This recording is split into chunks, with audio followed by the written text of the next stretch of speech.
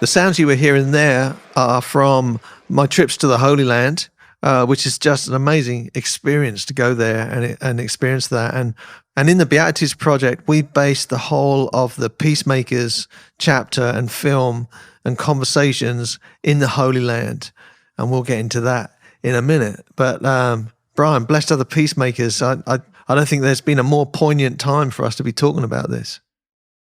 I agree, Steve. It's such a pivotal time in our history and what we see in the world. And if the call to be a peacemaker rings out more true in my heart in these days than it has in days past. And it's an invitation to us today, just like it was 2,000 years ago, to engage in being a peacemaker, not simply a peace wisher or peace talker, but actually be a peacemaker as God is a peacemaker. Yeah, that's right. I think it's worth saying that we are currently having a conversation in different parts of the country because we're right in the middle of the COVID-19 stay-at-home policies and a moment and season. Yeah, the world feels a little turned upside down right now, doesn't it? And thinking about when life doesn't go according to your script. Yeah. My wife, Mandy, and I were just talking the other night as we were FaceTiming some friends. It's like, man, you remember the good old days, like 4 weeks ago, right before everything was turned upside down. And in the middle of this upside down world, the message of the Beatitudes rings out true, that there's the pronouncement of God's presence. So even right now, we're separated by miles and looking on computer screens. I'm thankful that we're able to have this conversation, and it's the truth that we do have a God who is present with us. Matthew 5:9, blessed are the peacemakers, for they will be called children of God. And then from the Message, you're blessed when you show people how to cooperate instead of compete or fight. That's when you discover who you really are and your place in God's family. So I guess what we're doing is we're just talking about like what does it look like to be peacemakers, and there's two things going on really, isn't there? There's like the peacemakers that are in the middle of conflict. How do we kind of choose a way that is not fight or flight, where we respond with violence or that we just run away? Like how can we be present and find another way to go in those situations? And then the other thing is the idea of inner peace. I like the referencing the Hebrew word shalom because it kind of implies not just the absence of conflict, but a situation where everything is as it should be, like where everything is in its right place and where nothing is broken and where nothing is missing, like a wholeness. I love that, Stu. And it as we're reflecting back again on Jesus making these pronouncements 2,000 years ago, we see him ushering in, right, new creation. And we see Jesus really revealing, if we can, a new way to be human. This is what it looks like when love comes to town, right? Right. This is what Yeah. it looks like when God shows up in the flesh and begins to set the world to rights and to make all things new again. Well, may it be so. Amen.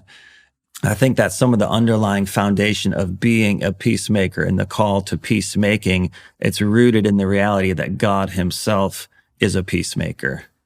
He's the God of all peace. He's the God who's working to bring peace to every heart, to bring peace to every soul. In fact, to bring peace and restoration to all of creation. That reminds me of something that my friend Todd Deathridge says. He's a peacemaker. He runs an organization called the Telos Group, which is who I've done my trips to the Holy Land with. But he talks about peacemakers are like, they operate in this kind of countercultural way where they kind of accept the invitation to join God in the upside down renewing and restoration of the world. Beautiful. I love that.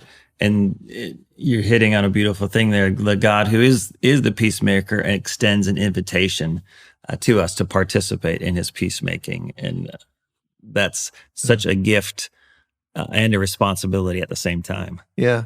So I guess, some people might look at what we've done in the project and say, well, why did you kind of base it in the Holy Land and right in the middle of the Israeli-Palestinian conflict? Well, it kind of goes back to 2013 for me. I was invited to go and play at this inaugural festival called Bethlehem Live in Bethlehem. And while I was there, I was invited to go on this other trip with something called the Telos Group. It kind of blew my mind. I thought I was going there for a pilgrimage, going to see all the holy sites and have this time of contemplation and meditation. The classic thing of like walking where Jesus walked. But what I was struck with, I ended up having all these conversations with Israeli and Palestinian peacemakers, like people who have lost children to the conflict or have lost their homes, people who had families lost in the genocide, in the Holocaust. And so this crazy kind of mix of stories and reality in that place. And it blew my mind. And so, this idea of like, how do we be a peacemaker? I thought, well, there's no more poignant place perhaps to discover what peacemaking looks like right in the middle of this conflict. And I think that many of us, certainly in the church in the West, we have this inherent sort of bias perhaps towards the Israeli story. And that's not necessarily our fault. So it's just what we're hearing about, like on the TVs and in our news and from the pulpits. But what's happening there is that we're not hearing the narrative of the other side. And, going back to that first episode, what does it mean to listen? Sometimes we need to put what we think we know of a situation down, and we need to listen to all sides of the story. That's beautiful, Stu. And as you've shared in the book and in the film, right? These are stories of real people, and the stories are incredibly hard and difficult. Yeah. And as you say in the film, learning to put a human face on your enemy. Yeah. Because we see that the God who is the God of peace is working for the good of all people. That's right. And it makes me think of Jesus' words in Matthew 5, right? You've heard it said, love your neighbor and hate your enemy. But I tell you, love your enemies. Pray for those who persecute you, that you may be children of your Father in heaven. I think we look no more like our Father than when we're peacemaking with those that we might consider an enemy. Well, that's amazing. That also reminds me of something that Todd says, which is that, practical way of what peacemaking looks like. We hear the words, love your neighbor and love your enemy. But Todd puts it this way: I'm a peacemaker when I want for my neighbor what I want for myself. And that to me brings up like just real practical things, that I want my enemy to have success. I want them to what I mean by that is not in defeating me, but in terms of, successful living, and fulfillment in living, and, being able to earn a decent wage and put bread on the table. And does that make sense? Yeah, yeah, that's such a powerful way of thinking about it. As a human being and as a husband and as a father of three, I have things that I want and pray for and work towards and believe God for my children. And to think of that, I want for my enemy what I want for myself. I want for their children the things I want for my children. Stu, that's so powerful and so challenging. And, peacemaking is not the absence of conflict, right? So, we talk about fight or flight. I can't remember if this was Walter Wink or someone else, but they talk about the myth of redemptive violence. The idea that, okay, so if someone hits me, if I hit them back, that, it's that eye for an eye thing, it equalizes it out, But what happens in conflict is that, and we see this all the time, that someone, like in the Middle East, for instance, someone might attack an embassy, and then they respond by taking out 10 targets, and it just escalates all the time. We have this incredible example by looking at the life of Jesus, don't we? It's like we can take stories from the Bible and justify war and violence, for days, can't we? But in the example of Jesus, Jesus is what God is like. And so when he's saying, love your enemy, pray for those who persecute you, I think we need to listen, don't we? Absolutely right. It's as Thomas Torrance would say, there's no God behind the back of Jesus. To use Jesus' own words from the Gospel of John, right? If you've seen me, you've seen the Father. So to your point, Stu, you're right on. What does it look like when God comes face to face with the violence of humanity? He submits to it on a cross. Right? He humbles himself. He is self-giving for the sake of others. And could we be the same? Right.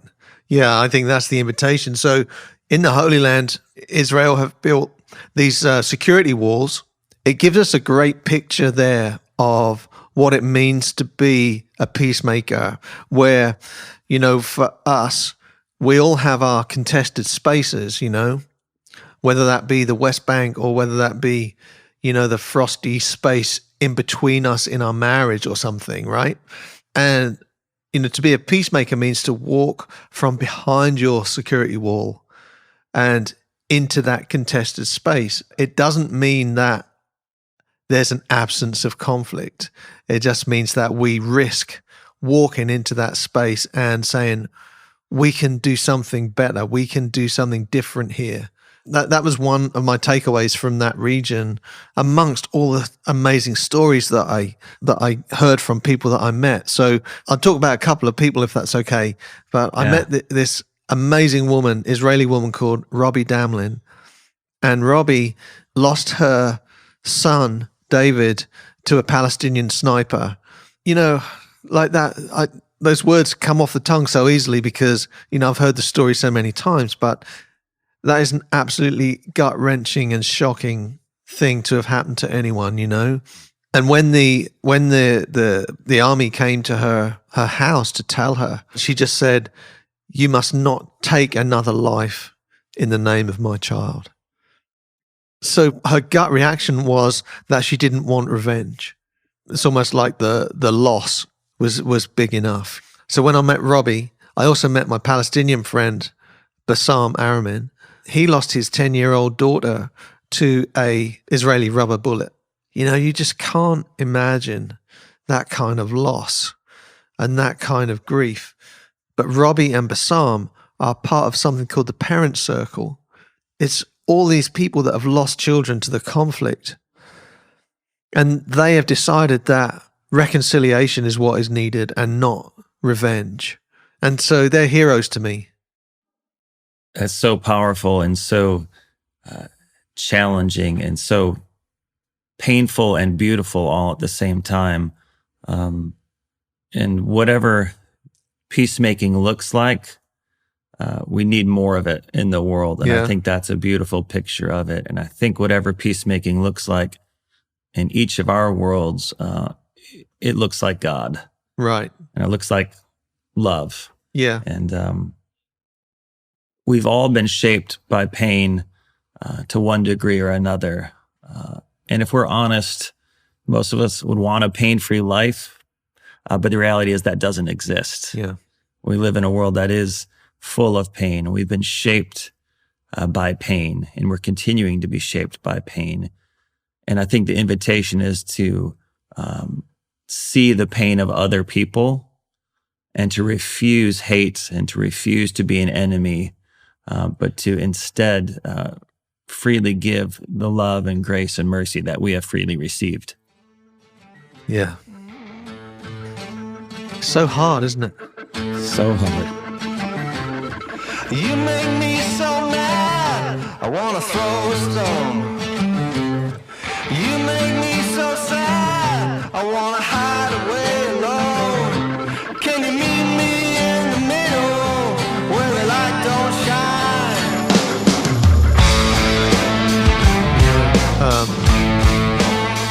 So one of the things that Robbie and Bassam are involved in is these kind of blood drives where Israelis and Palestinians are given blood for the medical work, and but the idea is that if you've got my blood in you, then I'm not going to kill you. Wow. And there are many more stories from the parent circle, but the big takeaway for me is that these people have lost so much to conflict. They've lost so much to violence, and yet their response is, we've had enough violence. The violence has to stop, that it's pointless and it's not going to bring our children back, and we have to forge another way forward, Another person that I met is a guy called Daoud, and he's a Palestinian farmer on this land where his family have owned it for about 100 years. Like they have deeds and paperwork to this land right back to the Ottoman Empire, right? And so it's in the West Bank, just outside of Bethlehem. And, there are Israeli settlements around this hillside where his farm is, and they kind of like want the whole land. And so they're trying to make it difficult for Daoud to be a farmer and his family to live on this land. And so they've cut all the utilities off to the farm. And so it's just very difficult for Daoud to live on the land that his family own and to be a farmer. But he's probably the most peace-filled person that I've sat down and chatted to. And the one thing he said to me was, Stu, he said, we can't begin to offer peace as a solution until we've received it as a gift on the inside. In saying that, he gave me some language to something that happened to me. So the first time I went to the Holy Land and went to Bethlehem was in 2013, and as Delirious finished in 2009, and that kind of like gap in between there, like 2009 to 2013, I was kind of like just scrambling for like what's next and doing my best, and making some mistakes and feeling really bad about some of that stuff. But in Bethlehem, I was just kind of, one of the reasons I went on that trip was to be able to kind of meditate and contemplate on life. There was a conflict going on inside of me. And one day I remember walking down the bazaar, the shops and stalls in Bethlehem down Star Street, and walking across Manger Square and just kind of taking it all in. Like, it's just an extraordinary place.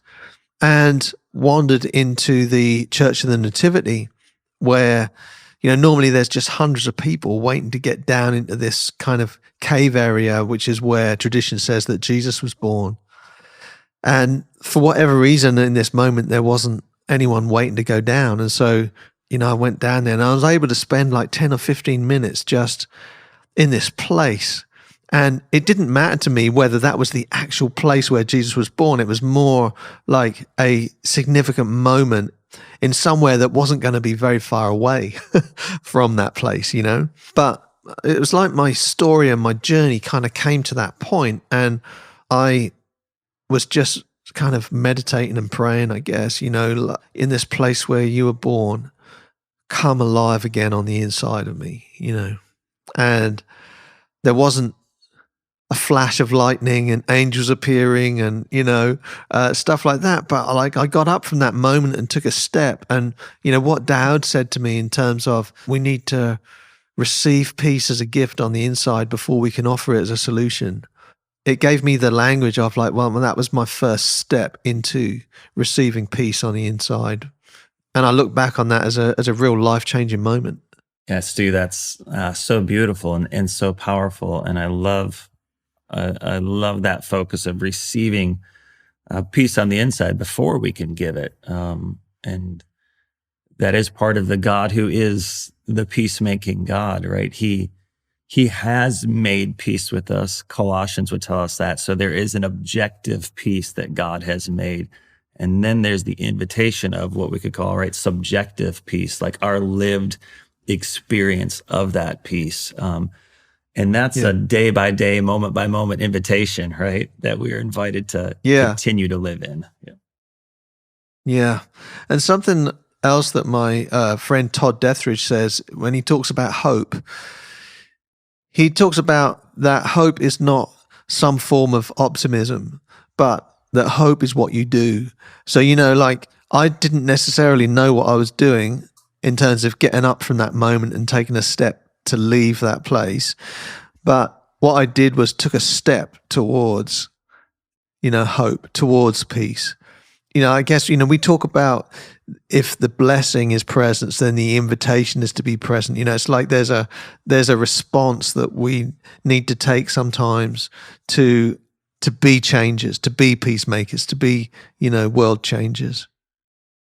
Absolutely. And as you were saying that, the invitation and the gift of hope can also coexist in the middle of doubt, right? Like the two aren't antithetical. Like doubting is part of the human experience. And I think it was George MacDonald who talked about that we may be haunted by doubts, but thereby actually grow more assured of our faith. He said doubts are the messengers of the living one to the honest.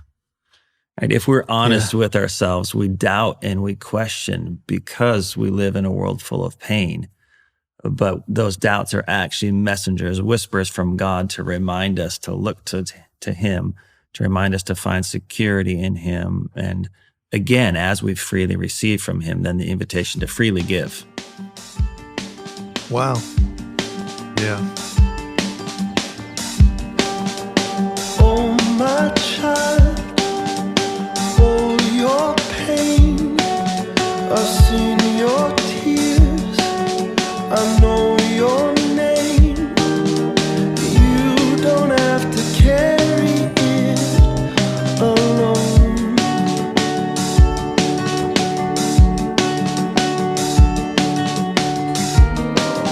When tragedy falls, who will hear the call? Standing where the sun and shadows meet. More than wrong and right, we need to reconcile. Blessed are the makers of the peace.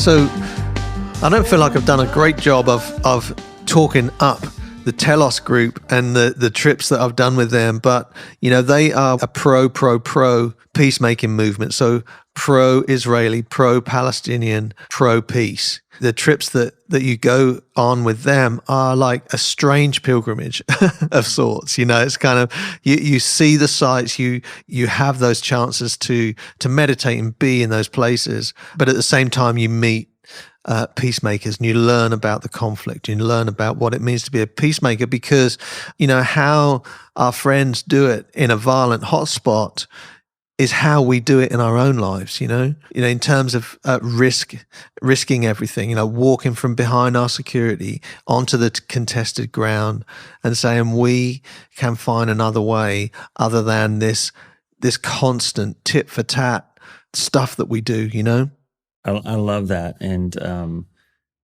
thinking of the call to be peacemakers, like peacemakers are people who don't live in fear. Like we see Jesus saying that over and over again, don't be afraid. It's interesting. He never says don't feel afraid, right? Because we're humans. We might feel fear, but don't live in fear. Don't be afraid. And when we have that subjective peace with God, then we can live not from a place of fear, but from a place of love. Yes. So just going back to something that we referenced earlier, which is this idea of putting a human face on your enemy. So one of my trips there, I met this lady called Roni. She's an Israeli, Roni Kaidar, and her husband are farmers, but right on the Gaza border. And so, you know, the situation in Gaza is incredibly complicated and very hard. So hard for the 1.8 million people who live in that 25-mile strip of land. You know, they're trapped in there basically. And so one of the only ways that people leave Gaza is for medical attention. And so what Roni does is she drives to the border every week and she picks up someone who needs to go to the hospital. So for an hour, they're in a car together and she can get to know them as a human being, you know, because she knows that if she puts a human face on who potentially is her enemy, that it actually makes a difference to how you interact, you know. And this is someone who has suffered under the rockets that come out of Gaza and land on her farm and kill the people that are like family to her, you know, the people that work on her farm. So, you know, it's people like that like choose this different way that are so inspiring to me. Yes, dude, it's so inspiring and challenging to me as well, and so countercultural, right? Yeah. And such an embodiment of the gospel, Right. Of Jesus Christ, right? Yeah. Like when Jesus came on the scene, you know, vast majority of the people he spent time with were the marginalized and the oppressed and the poor and, you know, a 10 to 15% rate of literacy, right? But yet these are the people that he's coming and walking on the dusty roads with and proclaiming the gospel of the kingdom of God breaking into their lives. Incredible. And what an invitation to do the same. Yeah.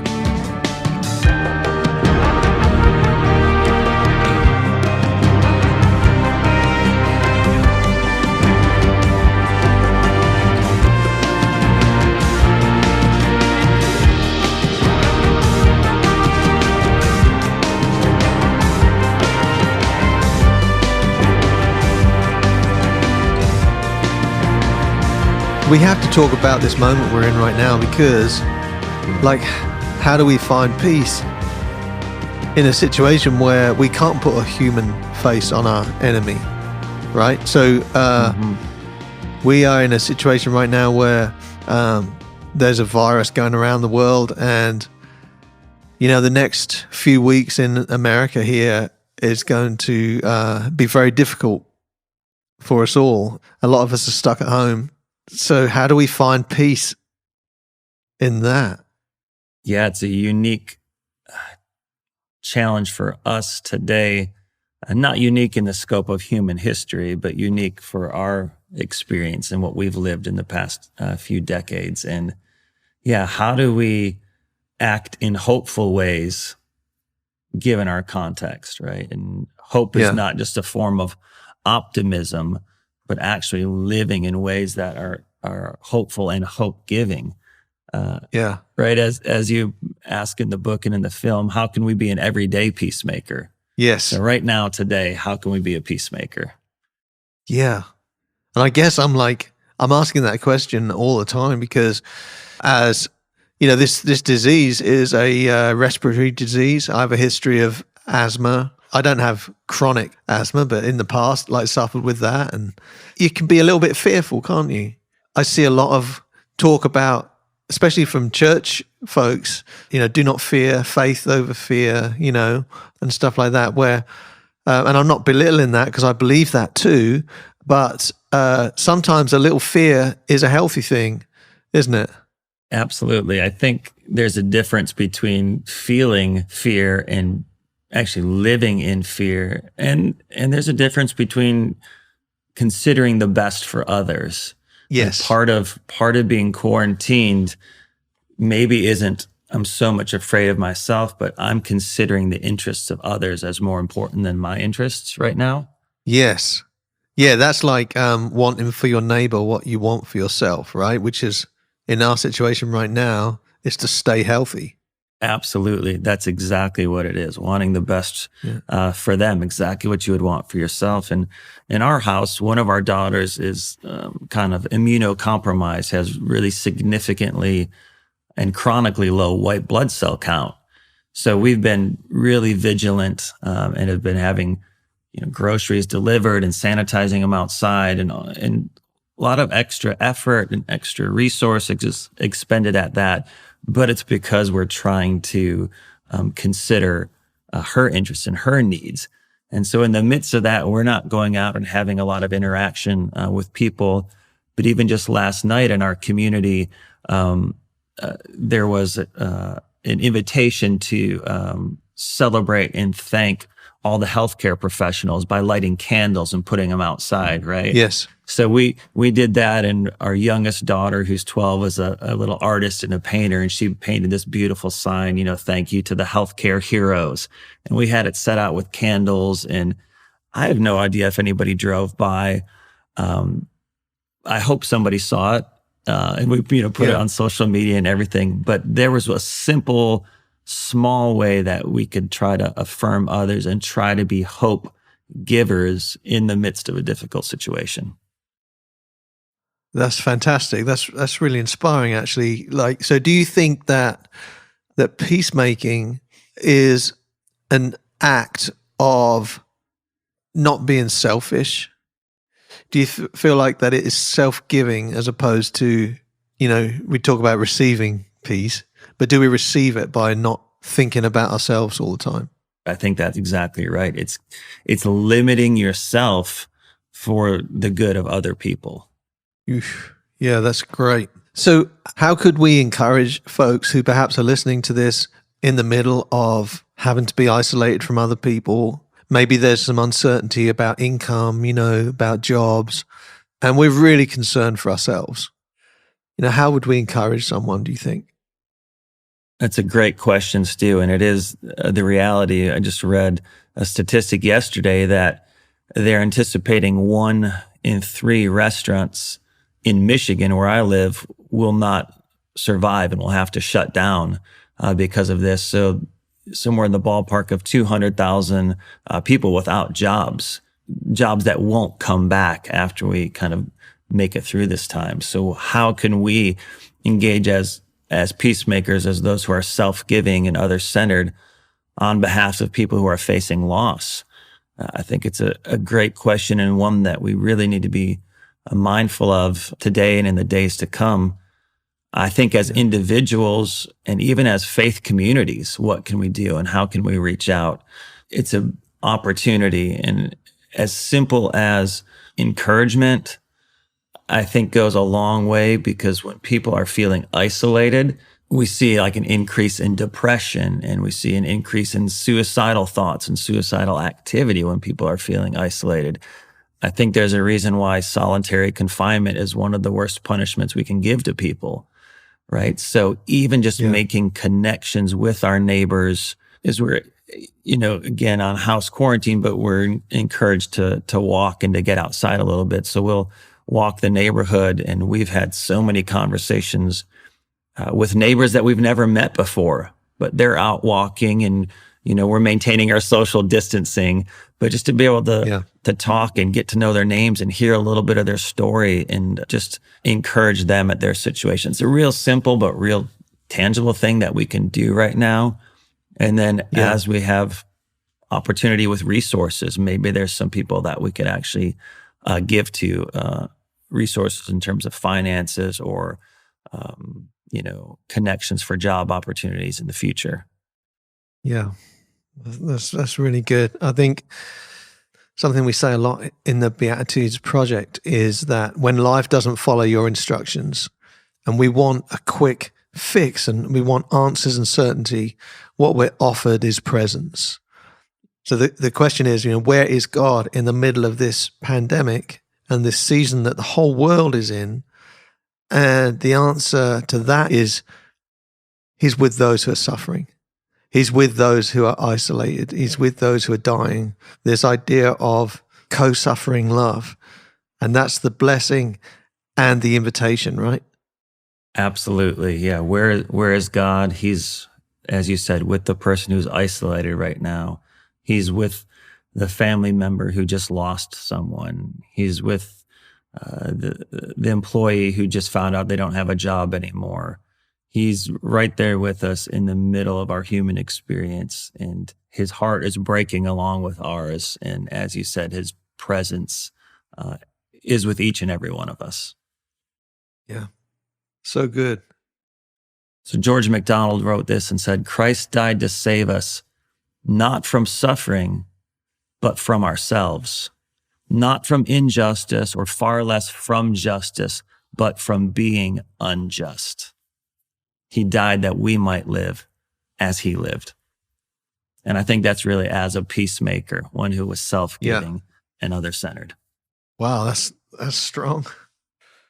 Amazing, Brian. So should we talk a little bit about what are some of the things we can do to be present to ourselves and to others in this time?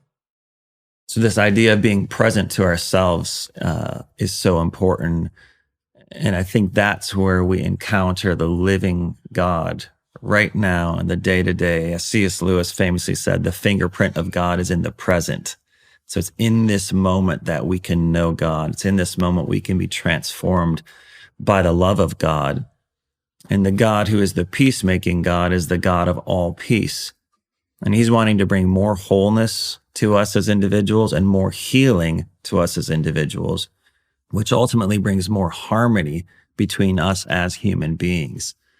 And I think of something I've been learning is that wholeness and healing are both incremental processes, right? The journey of 1,000,000 miles begins with one step. And so often I thought, I just want to get there now, right? Can I just fast pace this whole wholeness thing? And God walks with us incrementally, step by step, because he wants our participation in it. He wants us to walk with him, because as we walk with him, we begin to know his nature and his character as a God who is good and a God who's involved. So it's an incremental process that we get to journey with him, because our choices matter. And he wants us to choose day by day to walk with him into more wholeness and more healing. So good. And so maybe in the days to come, we can, as we're isolated, focus on that prayer. Lord, would you bring more wholeness, more healing in my heart, that I might live in more harmony with other people, that I could be self-giving and other-centered. Just as Jesus, you who are the Prince of Peace, with your advent, angels announced peace on earth and goodwill to all men, in whom God's favor rests. So Jesus, may our hearts be filled with shalom, with the multifaceted wholeness that you want to bring to us, and may we overflow with that wholeness to the world around us. It's good.